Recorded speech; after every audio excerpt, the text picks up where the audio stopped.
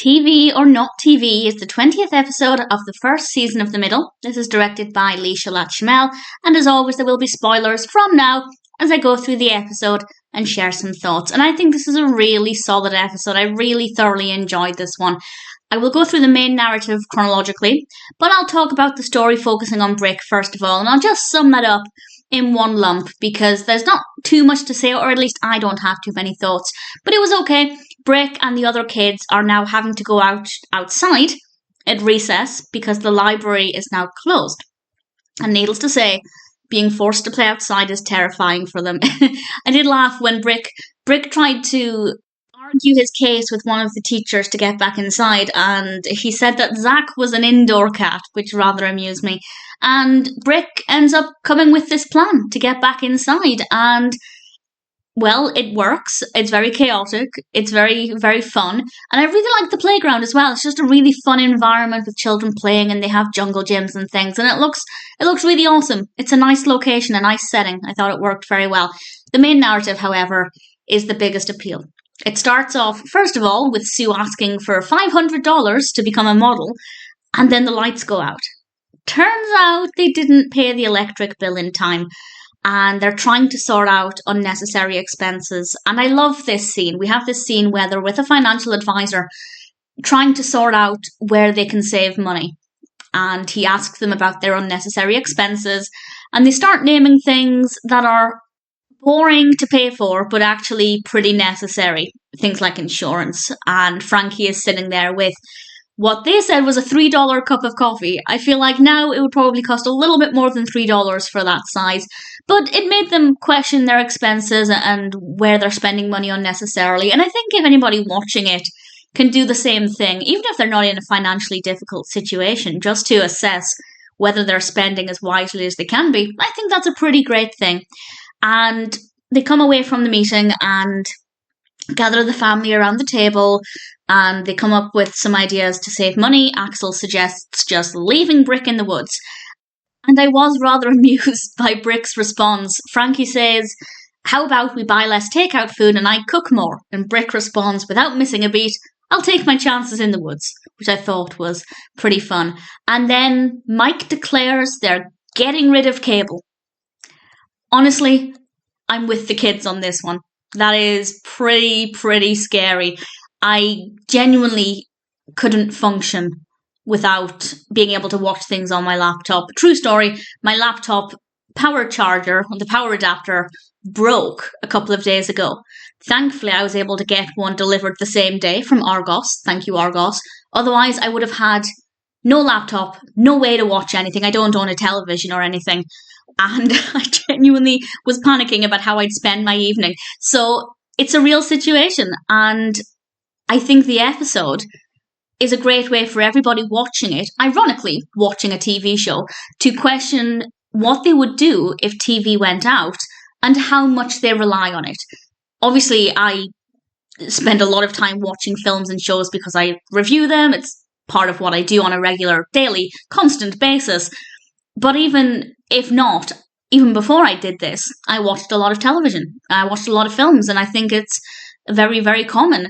And I imagine, like many people, without it, we'd like to pretend we'd be absolutely fine. There are so many people who say, "No, I could live without television. I don't need television." But could you? Could you really? Of course, there will be people for whom that is true. But if you think about how many hours a week you watch of television, for most people, having it ripped away, I think, would be quite scary.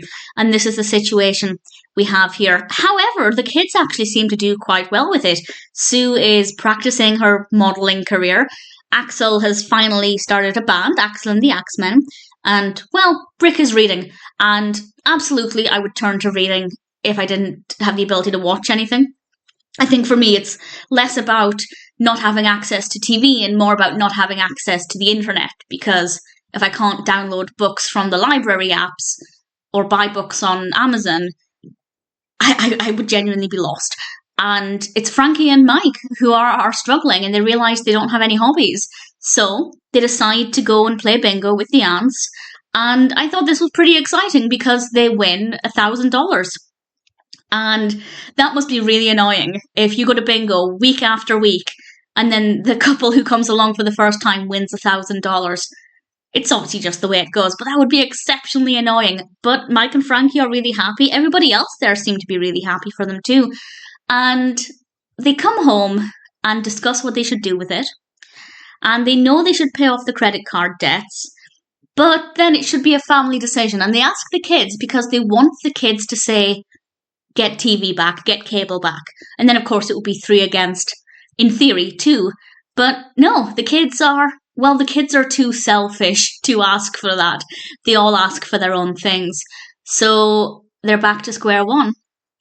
And the next thing we know, Mike comes home. Frankie is watching cable television. She's paid the bills up. And Mike reveals that he sent in a check to pay off the credit cards. And that check is now going to bounce. And that's not the biggest issue because Frankie had already paid for the cable. If the other check bounces, they're no different. They're in no different position than if they just ultimately agreed to pay for cable. And it seems like an argument is about to start. But then Axel notices something on the television. It's a news broadcast saying the quarry is opening again. And I genuinely got a little emotional. Mike was so happy that he was going back to work and it was a beautiful moment and everything was changing for them in the right direction again. And the episode is all about taking chances and spinning the wheel and hoping for the best. The episode talks about how everybody just wishes and hopes that one day it could happen to them. You could win the lottery. You could get the lucky number. And as we saw with them, they did. They played bingo. They got lucky and then things just snowballed from there. So well done the Hex, I guess. I do think it's a great episode. Really thoroughly enjoyed it. And it does make me question whenever I watch this. This is an episode I remembered very well, actually. I don't know if I've seen it more than the others, but I definitely remembered it a lot more than I have some of the other episodes. But it did make me question how much I could cope without access to any kind of TV, film, streaming service, shows on YouTube. Honestly, I couldn't. But in my defense, I don't listen to music. I very rarely listen to music. And I'm not really into podcasts, so I would probably otherwise be sitting in silence and the sound of my own thoughts would drive me insane. And it's not worth it. It's not worth going through that pain. I couldn't cope, and I'm not afraid to admit it. A lot of people will say, no, I don't need television. I can cope without it. They're often the people who come home, put on the television, and do nothing for 3 hours. I'm not knocking it. I think it's a great way to spend an evening. You can get a lot of knowledge and fun and entertainment and culture, depending on the shows you watch. But there are a lot of benefits to watching television, and if it helps you relax, I think that's amazing.